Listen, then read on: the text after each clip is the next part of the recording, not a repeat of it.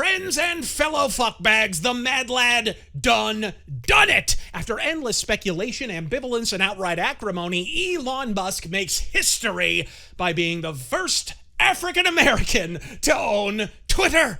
Time to spread the word. And the word is... butthurt.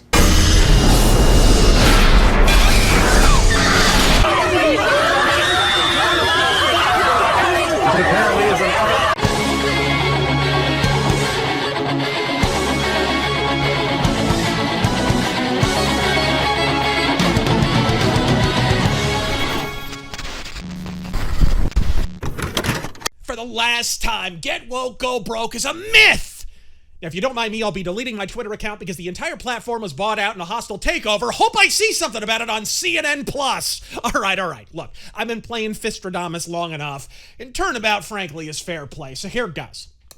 Fuck me, I was wrong. Sort of. I didn't actually predict Elon Musk would not buy Twitter, and actually on a stream the following day, I expressed the opposite opinion. But if we're all being honest, this surprised me every ounce as much as the most autismal tracks of Blue Check Junction, so I suppose it counts. Go ahead, shit on me. In all honesty, however, I should have seen it coming. Elon Musk is, at the end of the day, a venture capitalist, and venture capitalists have an eagle eye for impactful but underperforming acquisitions with a simple fix in the offing that they can easily implement and triple the price of their original purchase. And folks, let's be honest, Stevie Wonder could have told you what Twitter had to do to turn the Titanic around. Stop banning people, stop playing fucking favorites. Blue Check should not be a fucking learning disability, and hey, it's been on everything from Gab to Getter, so here's a fucking thought. Maybe a timed edit button. I'm not saying let Hillary Clinton edit her future president tweets 7 years after the ass fucking fact,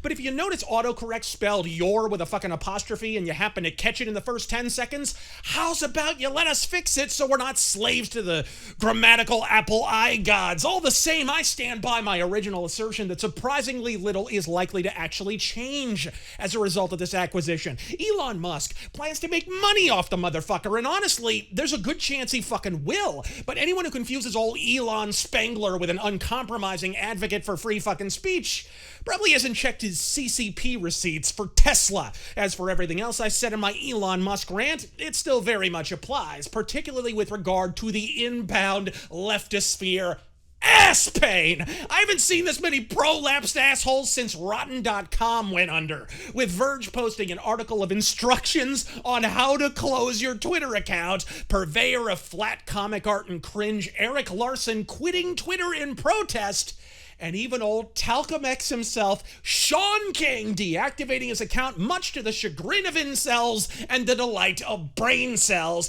And maybe you can help me out in the comments section below, Razor Force. Is Sean King fleeing Twitter because they won't censor people he doesn't like, an example of white fragility or white flight? Relax, Sean. Take a powder. I haven't seen Democrats this mad about an African American since they stopped being allowed to own them. I mean, guys, hear me out here. It's a private company. If you don't like it, just build your own Twitter. Oh, did I mention that after 5 years flagrantly obstructing Trump's attempts to reform Section 230, at a press conference the very same day, Jen Psaki expressed the administration's intent to do exactly fucking that. The Surgeon General has said that misinformation about COVID amounts to a public health crisis. Yeah. I'm wondering, regardless of ownership, would the White House be interested in working with Twitter like it has in the past to continue to combat this kind of misinformation?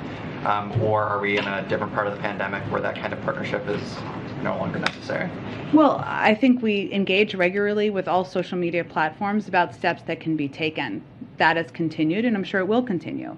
But there are also reforms that we think Congress could take, and we would support taking, including reforming Section 230, enacting antitrust reforms, requiring more transparency, and the president is encouraged by the bipartisan support for or engagement in those efforts. Someone get me a goddamn girdle. My sides are officially rupturing. All of it exposing in the process what those of us who were paying any kind of attention the last 5 years already knew. The modern left are not a party of principles. They're a party of power and collectivism, corralling their adherents into individual interest groups organized not around what they believe or what values they hold, but by what they are. And the reason why is simple. A person's reaction to a critique of what they believe is tied, at least in theory, to their rational cognition.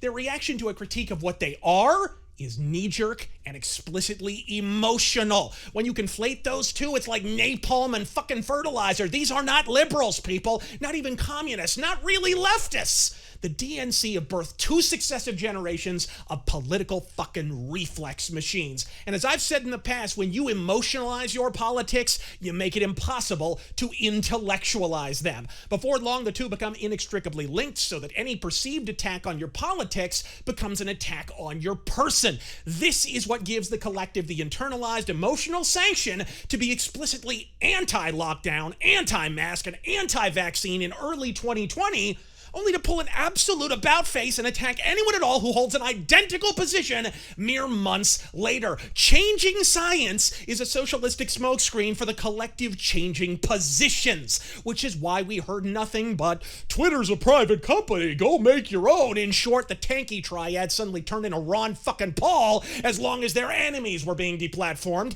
And it's also why they're suddenly pretending to hate billionaires, even though corporations donated to Biden and Hillary by a 10-to-1 titty fucking margin. It's not about what they believe, because the only thing they truly believe in is the collective they fucking belong to. The ism or racial subgroup they were born as, or were born again as, if your name happens to be Rachel Dolezal. So on the off chance you've alighted your hug box and joined the rest of us in our reindeer games, folks, fuckbags who unironically employed the hashtag RIP Twitter trend, understand and accept the following.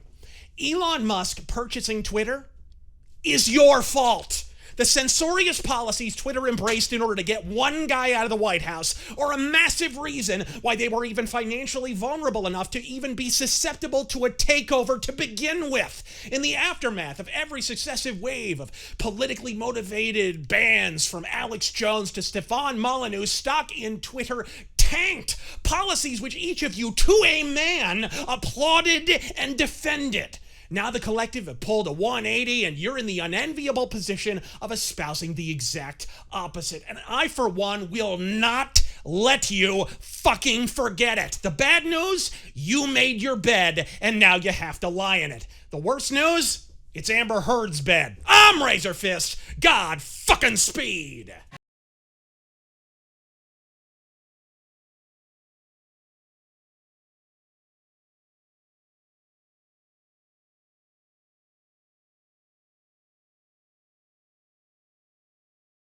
Sean King, the fake black activist on Twitter, wrote this, quote, at its root, Elon Musk wanting to purchase Twitter is not about left versus right. It's about white power.